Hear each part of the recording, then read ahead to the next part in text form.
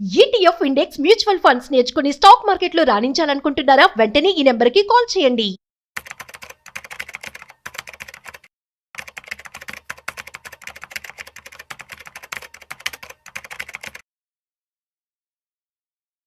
Hello నమస్తే, welcome to Suman TV. ప్రస్తుతం మనతో పాటు స్టూడియోలో సుందరరామ్ రెడ్డి గారు ఉన్నారు. వీరితో ఈరోజు కొన్ని విషయాల గురించి మనం మాట్లాడతాం. హలో అండి, నమస్తే. నమస్తే మేడం.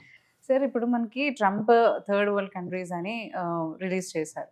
అయితే దీంట్లోకి ఏమేమి కంట్రీస్ రాబోతున్నాయి అండ్ మోస్ట్లీ ఇండియాకి ఏమన్నా ఎఫెక్ట్ ఉంటుంది? ఎందుకంటే మన ఇండియన్సే ఎక్కువగా యూఎస్కి మొగ్గు చూపి జాబ్స్ పరంగా కానీ స్టడీస్ పరంగా కానీ వెళ్తూ ఉంటారు. So how it is affecting India అంటారు అసలు? యాక్చువల్గా థర్డ్ వరల్డ్ కంట్రీస్ అంటే స్పెసిఫిక్ డెఫినేషన్ ఏం లేదు మేడం. బేసికల్గా ఏంటంటే ప్రపంచంలో కంట్రీస్ ఏంటంటే ఈ కోల్డ్ వార్ అప్పుడు ప్రపంచంలో ఏంటంటే first countries, second countries, third countries ఇలా మాట్లాడేవాళ్ళు.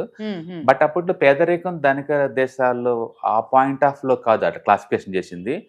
అమెరికా అండ్ నాటో వాళ్ళ మిత్ర దేశాలు మొత్తాన్ని ఫస్ట్ కంట్రీస్ అంటారు. అండ్ రష్యా, చైనా, క్యూబా ఈ కమ్యూనిస్ట్ దేశాలు మొత్తాన్ని సెకండ్ కంట్రీస్ అంటారు.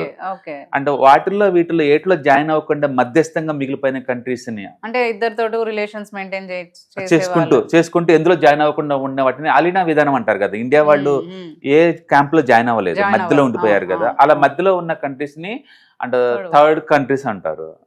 ఓకే, థర్డ్ వరల్డ్ కంట్రీస్ అంటారు. అంతే తప్ప పేద ధనిక ఆ భేదంతో డెవలప్ అయిన కాన్సెప్ట్ కాదు అది. కాదు ఇది. కాబట్టి ఇప్పుడు ట్రంప్ వాడుతున్న ఈ పదం థర్డ్ వరల్డ్ కంట్రీస్ అని దేని అంటున్నారో మనకి ఎగ్జాక్ట్ ఐడియా ఉండదు. బట్ మామూలుగా అయితే పేద దేశాలు అంటే యునైటెడ్ నేషన్స్ ఆర్గనైజేషన్ ప్రకారం అయితే ఏంటంటే లీస్ట్ డెవలప్డ్ కంట్రీస్ అంటారు, ఎల్డిసి అంటారు.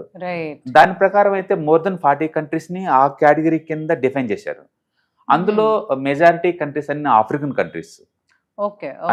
అండ్ ఏషియాలో కూడా ఉన్నాయి. పాకిస్తాన్ ఉంది ఆ కేటగిరీలో, అండ్ బంగ్లాదేశ్ ఉంది, అండ్ కొన్ని కంట్రీస్ ఉన్నాయి. బట్ ఇండియా అయితే లేదు ఆ కంట్రీస్ లో.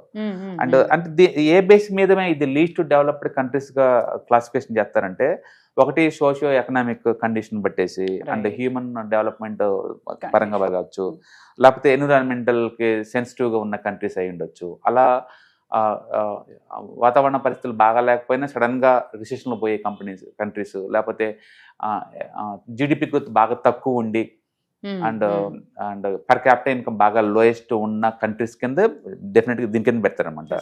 ఎక్కువ శాతం 90% ఇవన్నీ ఆఫ్రికన్ కంట్రీస్ అయి ఉంటాయి. బట్ ఇండియా అయితే ఖచ్చితంగా కాదు. రెండోది, ట్రంప్ వాడుతున్న ఈ థర్డ్ వరల్డ్ కంట్రీస్ అనేది ఒకవేళ వాళ్ళు ఇండియాని అనుకున్నా కూడా, ఇండియా అనేది వరల్డ్ లోనే 4th బిగ్గెస్ట్ ఎకానమీ అండి. అండ్ విత్ ఇన్ 3 years కల్లా 3rd బిగ్గెస్ట్ ఎకానమీగా మారబోతుంది. అండ్ అమెరికాలో మెజారిటీ ఐటీ కంపెనీస్ మొత్తం లీడ్ చేస్తున్న సిఇఓస్ అందరూ ఇండియన్స్ అండ్ బ్యాక్గ్రౌండ్ అండి.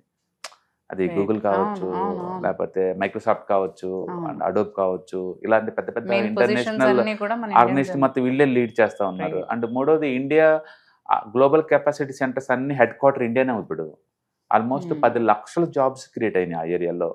అండ్ నువ్వు అమెరికాలో ఏ కంపెనీ పేరని చెప్పండి, వాళ్ళ కేర్ ఆఫ్ అడ్రస్ ఇండియాలో ఉంటుంది. అందుకని ఎంత ఇంటర్ కనెక్టివిటీ ఉన్న ఇండియాని వాళ్ళు దూరం చేసుకుంటారని అనుకోను. మీరు ఏ పేరు ఏ ట్యాగ్ అని తగిలించండి, అది ఎకనామీ బేస్ చేసి తీసుకున్నా గానీ ఇండియా అయితే అందులో కేటగిరీలో రాదనమాట. అది అందుకని వరల్డ్ లోనే 3rd బిగ్గెస్ట్ ఎకానమీగా విత్ ఇన్ 2 years లో కాబోతున్న ఇండియాని ఈ థర్డ్ వరల్డ్ కంట్రీస్ లో పెడతారని అనుకోవటం లేదు. వాళ్ళు ఏంటంటే మెజారిటీ ట్రంప్ మాట్లాడే అన్ని లేదు, పొలిటికల్ బేస్డ్ అవి, ఎకానమీ బేస్డ్ కాదనమాట. అవి వాళ్ళ పార్టీ అక్కడ పదవిలోకి వచ్చిందే లోకలైజేషన్ థీమ్ మీద. అంటే లోకల్స్ కి ఎక్కువ ఇంపార్టెన్స్ ఇస్తాము అని చెప్పేసి, సాధ్యంత వరకు లోకల్స్ కి ఎక్కువ జాబ్ క్రియేట్ చేద్దాం అన్న తపనతోటి వాళ్ళు ఏయో పొలిటికల్ గా మోటివ్ డైలాగ్స్ కొడతా ఉంటారు. బట్ దాని ద్వారా లోకల్ గా జాబ్స్ కొత్త క్రియేట్ అవుతుందని చెప్పేసి అంత ప్రూవ్ చేయలేరు బేసికల్ గా. ఎందుకంటే మోడర్న్ ఎకానమీలో సప్లై చైన్ నెట్వర్క్స్ లో కొన్ని వందల ప్రొడక్ట్స్ మొత్తం ఒక ప్లేస్ అవుతా ఉంటాయి. ఇప్పుడు యాపిల్ చూసుకోండి, యాపిల్లో ఒక ప్లేస్ లో మ్యానుఫ్యాక్చరింగ్ అవ్వదు, డిఫరెంట్ కాంపోనెంట్స్ డిఫరెంట్ కంట్రీస్ లో మ్యానుఫ్యాక్చరింగ్ అవుతా ఉంటాయి. అవన్నీ ఒక ప్లేస్కి వెళ్ళి అసెంబ్లీ అవుతా ఉంటాయి అనమాట. ఇలాంటి టైంలో మేక్ ఇన్ అమెరికా పాసిబుల్ అవుతుందంటే అంత ఈజీ ఏం కాదు. జస్ట్ వీళ్ళు ఏంటంటే అనౌన్స్మెంట్ చేస్తూ ఉంటారు తప్ప ఏది అది వర్కౌట్ అవ్వదనమాట. లాంగ్ టర్మ్ పాయింట్ సస్టైనబిలిటీ ఉండదు. రెండోది, వరల్డ్ వైడ్గా కాంపిటేటివ్నెస్ ఉంటుంది. ఇప్పుడు ఏదైనా ప్రోడక్ట్ చూస్తే ఇప్పుడు యాపిలే ఉందనుకోండి, చెన్నైలో యాపిల్లో కొన్ని లక్షల మంది మ్యానుఫ్యాక్చరింగ్లో ఉన్నారు. ఇండియాలో ఆల్మోస్ట్ 40 కంపెనీస్ తయారు చేస్తున్నాయి యాపిల్ సంబంధించిన ప్రొడక్ట్స్ మొత్తాన్ని.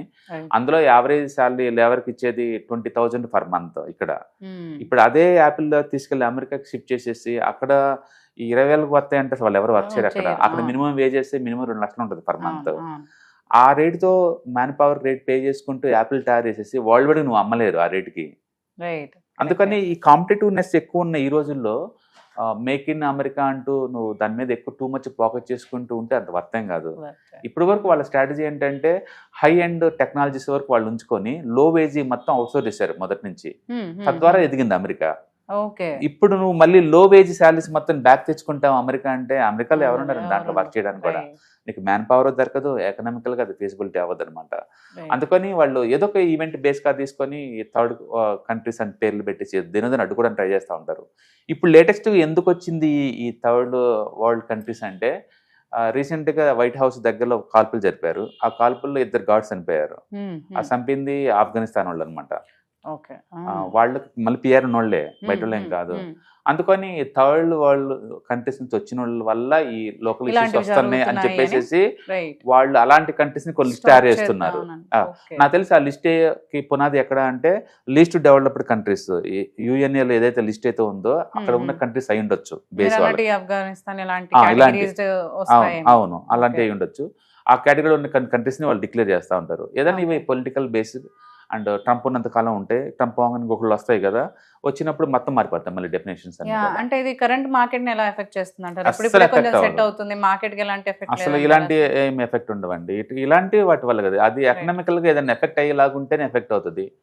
ఇప్పుడు అక్కడ ఏంటంటే పొలిటికల్గా 2 గార్డ్స్ చనిపోయారని ఒక రీజన్ తోటి అండ్ థర్డ్ కంట్రీస్ నుంచి వచ్చిన వాళ్ళు మేము స్క్రూటినీ చేస్తాము, పిఆర్ ఉన్న సరే ఇంటికి పంపిస్తాం అంటున్నారు. కానీ ఇవన్నీ political base and market doesn't react అవుతుంది. ఇంకా చెప్పాలంటే రేపు మండే మార్కెట్ చాలా స్ట్రాంగ్ గా ఓపెన్ కాబోతుందండి.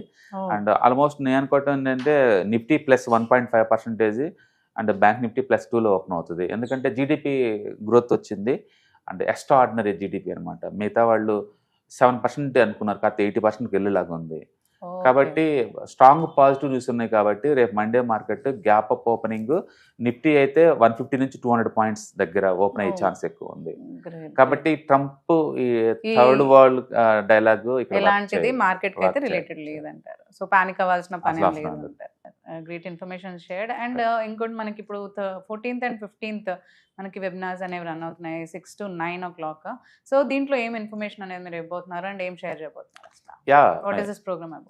మనం ఎప్పుడే చిన్న బిగినర్స్ ఎవరైనా మార్కెట్లో రావాలి అంటే అండ్ ఎట్లా పోవాలి, ఇప్పుడు ఎకానమీ ఎంతగా రైజ్ అవుతుంది, నేను కూడా పార్టిసిపేట్ చేద్దాం అనుకున్నాను అంటే ఇండైరెక్ట్గా డైరెక్ట్ వే అంటే స్టాక్ మార్కెట్ ఇన్వెస్ట్మెంట్సే. ఇవాళ రేపట్లో ప్రతి అసెట్ మీరు ఫిజికల్ వాటితో పోల్చుకుంటే డిజిటల్గా మేనేజ్ చేయడం చాలా ఈజీ. స్మార్ట్ ఫోన్ ఉంది ఈ రోజుల్లో. అంటే కిడ్స్ ఎక్కడెక్కడో సెటిల్ అవుతుంటారు అబ్రాడ్లో.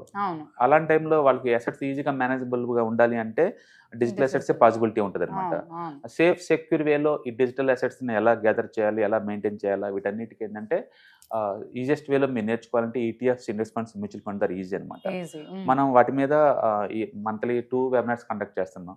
సో ఈ వెబినార్లో కూడా we are going to discuss all the things.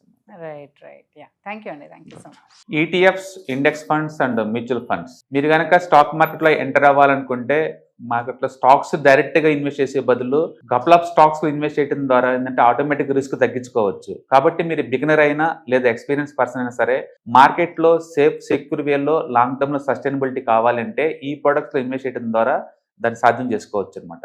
కాబట్టి మీకు ఎవరికైనా సరే ఈ ఈటీఎఫ్స్, ఇండెక్స్ ఫండ్స్, మ్యూచువల్ ఫండ్లో ఇన్డెప్త్ నాలెడ్జ్ కోసం అండ్ గైడెన్స్ కోసం ఈ ట్రైనింగ్ ప్రోగ్రామ్ అటెండ్ అవడం ద్వారా మీరు మనీ మేక్ చేసుకోవచ్చు. కాబట్టి మీకు ఇంట్రెస్ట్ ఉన్న పార్టిసిపెంట్స్ ఈ వీకెండ్లో జరిగే వెబినార్ అటెండ్ అవడం ద్వారా ఇందులో ETFs, index funds, mutual funds అంటే ఏంటి, వాటిని ఎలా మనీ మేక్ చేసుకోవాలి, వాటిని ఎలా మేనేజ్ చేసుకోవాలి, వాటి గురించి కాంప్రహెన్సివ్ ట్రైనింగ్ మీకు ఈ ప్రోగ్రాంలో అందించబడుతుంది.